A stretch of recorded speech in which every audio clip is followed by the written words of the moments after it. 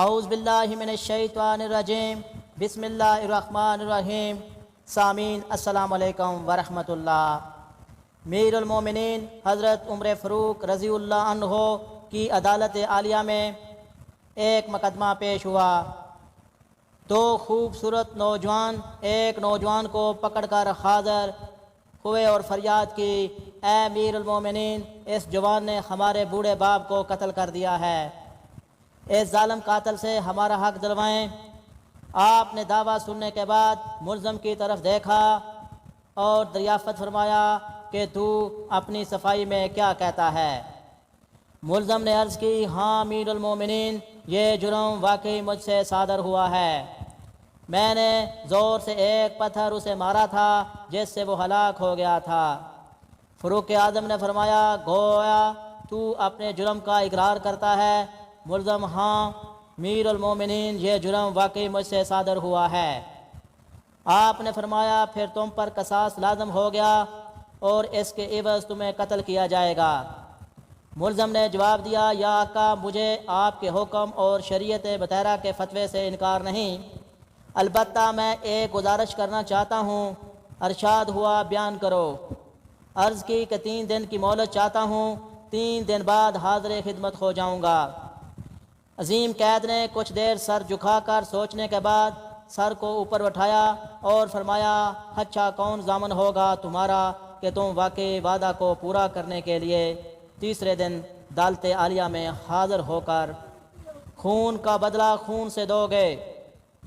عمر فاروق کے اس ارشاد پر اس جوان رونانے پر امید نظروں سے حاضرین مجلس کا جائزہ کے بعد حضرت ابو ذر غفاری رضی اللہ عنہ کے معتدین پر نور چہرے پر نگاہیں گاڑتے ہوئے اشارہ کر کے کہا، یہ میری ضمانت ہیں۔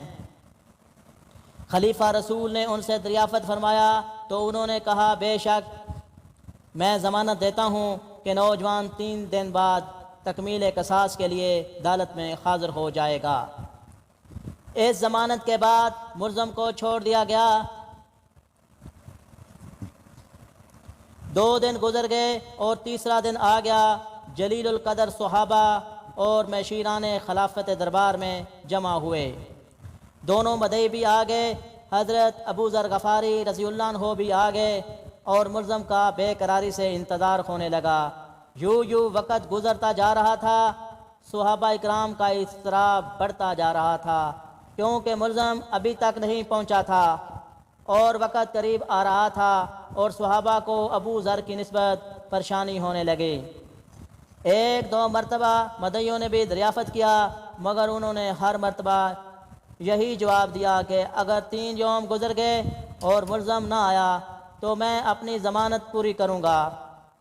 پریشانی کی کوئی بات نہیں۔ جب حاضرین پریشانی کی انتہا پر پہنچ گئے اور دل دلا دینے والے انجام کے تصور سے ہم گئے کہ اچانک ایک طرف ملزم دربار میں حاضر ہوا۔ اس کا جسم پسینے سے شرابور تھا، چہرے پر گرد جم چکی تھی، مسلسل بھاگنے سے اس کی سانس بھی پھول گئی تھی۔